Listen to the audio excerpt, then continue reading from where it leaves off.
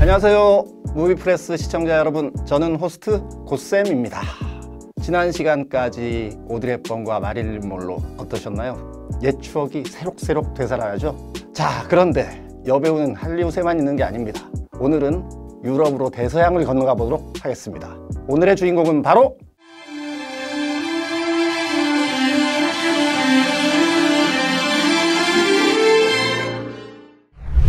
소피아 로렌을 극장에서 처음 만난 것은 초딩 때였습니다.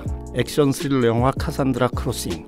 바이러스에 감염된 환자들을 실은 열차가 언제 무너질지 모르는 다리를 향해 달려가는 영화였죠. 얼마나 기대를 했는지 모릅니다. 잡지에서 사진으로만 보던 이탈리아 최고의 미녀 배우 소피아 로렌을 스크린에서 만난다니. 그 다음으로 비토리오 데시카 감독의 해바라기가 80년대에 접어들면서 뒤늦게 개봉했습니다. 1934년생이니까 아직 30대였지만 그런데 해바라기는 로렌 특유의 미모를 중시하는 영화가 아니었습니다.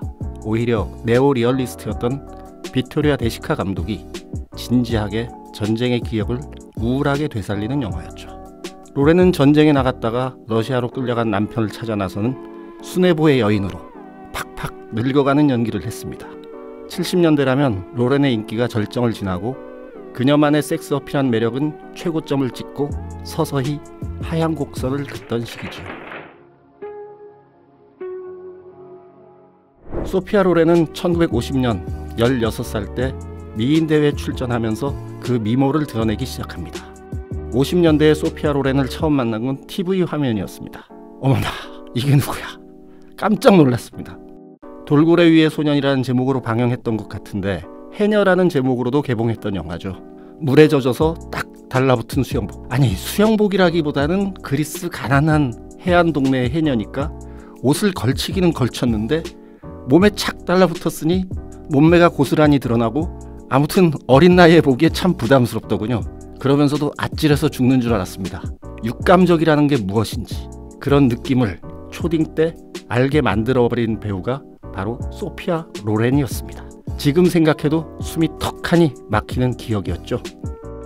돌고래 위의 소녀는 소피아 로렌의 영업한 영화 데뷔작이었죠. 상대 역은 알란 라드. 이 영화를 통해 소피아 로렌은 할리우드에 눈에 들게 됩니다.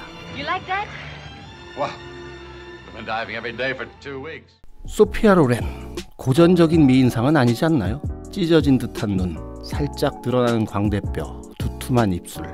하지만 지중해의 밝은 햇살을 받은 싱싱한 아름다움이 있죠. 소피아 로렌만이 보여줄 수 있는 개성 넘치는 미인이랄까요? 이탈리안 섹스 어필을 상징했던 소피아 로렌의 전성기는 50년대 중반부터 60년대 말까지입니다. 그런데 로렌은 단순히 육체미만 드러내는 배우가 아닙니다. 이 시기에 소피아 로렌은 두 여인으로 아카데미 여우주연상과 칸느 영화제 여우주연상을 독식해버립니다. 두 여인. 네오리얼리즘의 전설들이 만났죠. 감독은 비토리오 데시카, 각본은 체자레 자바티니, 원작은 알베르토 모라비아. 전쟁통에 엄마와 딸이 산전수전 다 겪으며 온갖 고생을 다하는 이야기입니다. 그리고 블랙 오키드로 베네치아 영화제 여우주연상, 이탈리아식 결혼으로 모스크바도 석권해버리죠. 그 중에서도 오스카는 아주 예외적이었습니다. 로렌 이전의 이탈리아 여배우로는 안나 마냐니가 1955년 최초로 장미의 문신으로 여우주연상을 받은 적이 있습니다. 그런데 이때 마냐니는 영어로 연기를 했습니다. 로렌은 영어가 아닌 외국어로 연기를 하고 아카데미 여우주연상을 받은 최초의 배우였습니다. 엄청나게 센세이셔널한 대우를 받은 거죠. 소피아 로렌은 할리우드와 유럽을 오가면서 수많은 히트작을 남겼습니다. 그녀만큼 할리우드가 사랑한 유럽 여배우는 없었습니다. 그레타 가르보나 잉그리드 버그만 같은 스타들이 있지만 그들은 활동 무대를 아예 할리우드로 옮긴 경우였으니까요. 결국 아카데미는 1991년 평생 공로상을 선사하기까지 합니다. 그때 소피아 로렌에게 트로피를 건네준 배우가 그레고리 팩이었습니다. 둘은 아라베스크에서 공연을 한 적이 있죠.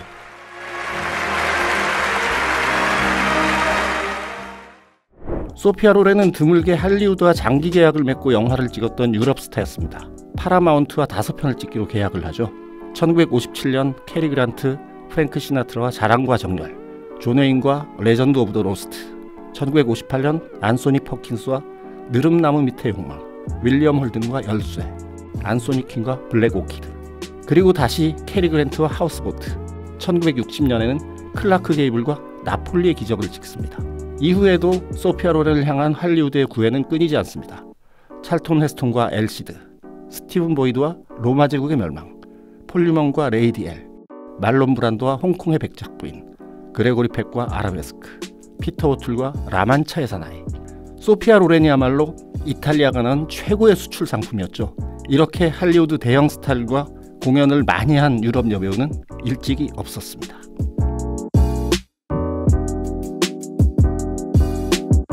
이렇게 국제적으로만 놀았느냐? 그게 아닙니다. 이탈리아에서는 이탈리아대로 최절정의 인기를 달렸습니다. 이탈리아 최고의 남자 배우라면 거의 모든 평론가든 영화팬들이든 마르첼로 마스트로이안니를 만장일치로 꼽습니다. 그런 마스트로이안니와 가장 어울리는 상대역이 소피아 로렌이었습니다. 전 사실 어릴 때 두 사람이 부부인 줄 알았어요. 너무 어울렸으니까요. 어떤 장르의 영화에 출연해도 그렇게 호흡이 착착 맞을 수가 없어요. 두 사람이 공연한 작품이 10편이 넘습니다. 이 커플을 가장 선호했던 감독이 바로 비토리아 데시카였죠. 데시카가 연출한 영화가 이탈리아식 결혼, 어제 오늘 그리고 내일, 해바라기 같은 작품들입니다. 극장에서 이탈리아식 결혼을 보니 소피아 로렌의 매력이 뜨겁게 넘치더군요. 왜? 이탈리아 여자들이 강하잖아요. 여기서 소피아 로렌을 보면 진짜 생활력이 강한 여성 캐릭터죠. 그러면서도 유머와 활기를 잃지 않는, 지중해의 찬란한 태양을 받은 여성들에게서 볼 수 있는 강렬함. 마치 이탈리아의 태양을 보는 듯합니다. 작년에는 서울 아트시네마에서 에토레 스콜라 감독의 특별한 날을 봤습니다. 독재자 무솔리니의 파시즘에 억눌린 나날들, 히틀러가 방문하는 날입니다. 연정을 품게 된 남자가 잡혀가는 걸 지켜볼 수밖에 없는 답답함.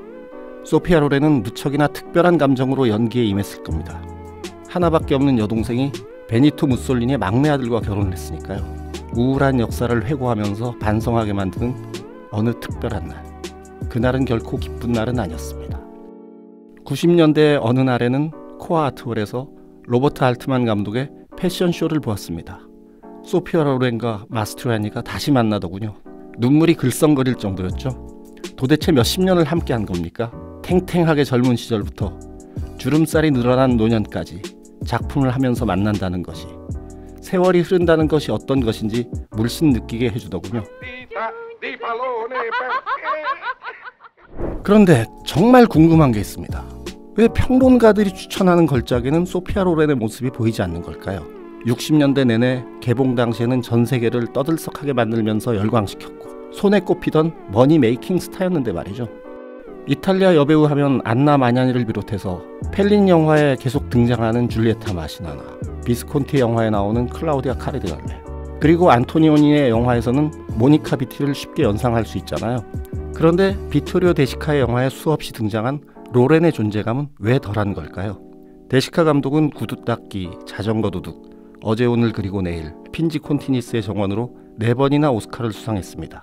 그중 로렌이 주연을 맡은 어제 오늘 그리고 내일이 가장 평가를 받지 못하는 이유는 장르가 너무나 이탈리아적인 코미디라서 그런 건 아닐까 하는 생각을 하게 됩니다.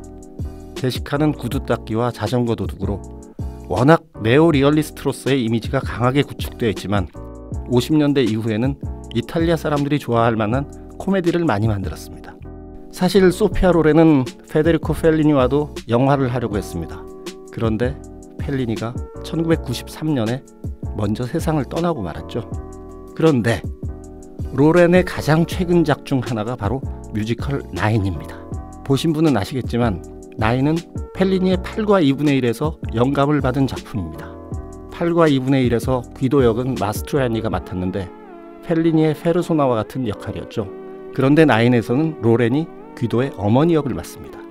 그리고는 촛불에 둘러싸여 과르다 라 루나, 달을 바라보렴 정도로 해석하면 될까요?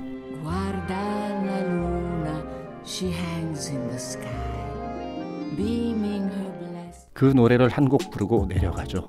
이제 나이가 들어서 소곤소곤 속삭이듯 노래를 부르는 로렌의 모습을 보고 있으면 세월의 무상함이 느껴집니다.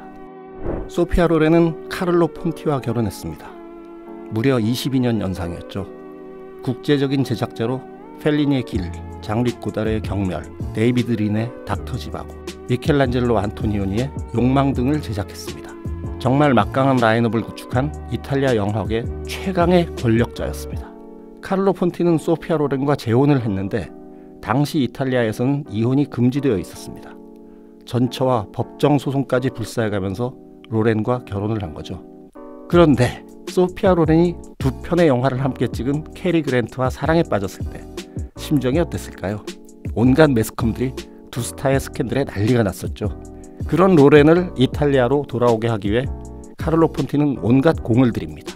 로렌이 오스카를 수상한 두 여인을 제작한 것도 카를로 폰티였습니다. 수만 평에 달하는 초호화 저택을 사줬을 때는 그걸 취재하기 위해 전 세계에서 연예 기자들이 몰려들었다고 하죠. 그리고는 어제 오늘 그리고 내일 이탈리아식 결혼 같은 영화들을 찍게 지원해줍니다. 소피아 로렌 입장에서는 시쳇말로 막강한 백을 갖춘 거죠. 소피아 로렌은 당대 최고의 베스트셀러 사진 잡지였던 라이프지의 표지 모델을 7번 장식합니다. 유럽 스타로는 전무후무한 일입니다. 여러분은 만보하면 가장 인상적인 장면으로 아비정전의 장구경을 쉽게 떠올리시지 않나요? 이탈리아 요리에 관한 한 최고의 영화는 빅나이트입니다. 여기서 손님들이 서로 몸을 붙들고 흥겹게 춤을 출 때 mambo 이탈리아노가 흐릅니다. 바로 이 노래에 맞춰 섹시한 춤을 췄던 최초의 mambo 스타가 소피아 로렌이 아니었을까요? 소렌토의 스캔들에서 mambo 음악에 맞춰서 가슴과 온몸을 흔든 로렌의 모습. 와, 섹시미 그 자체죠. 참고로 한마디 덧붙이자면 그 앞에서 엉거주춤 춤을 추는 게 바로 빅토리아 데시카입니다. 소피아 로렌은 관능적인 섹스 심벌이기도 했지만 드라마와 코미디, 연기 모두에 능한 연기파이기도 했습니다. 자연미로 충만한 이탈리아 최고의 글래머 배우, 두툼한 입술과 미묘한 광대뼈, 그럼에도 건강한 이탈리아 미녀의 이미지를 구축한 소피아 로렌. 소피아 로렌을 가장 많이 촬영했던 사진작가 알프레드 아이젠슈테트는 그녀를 이렇게 표현했다고 합니다. 일부는 여신, 일부는 장난꾸러기. 하지만 모든 것을 합치면 하나의 여인.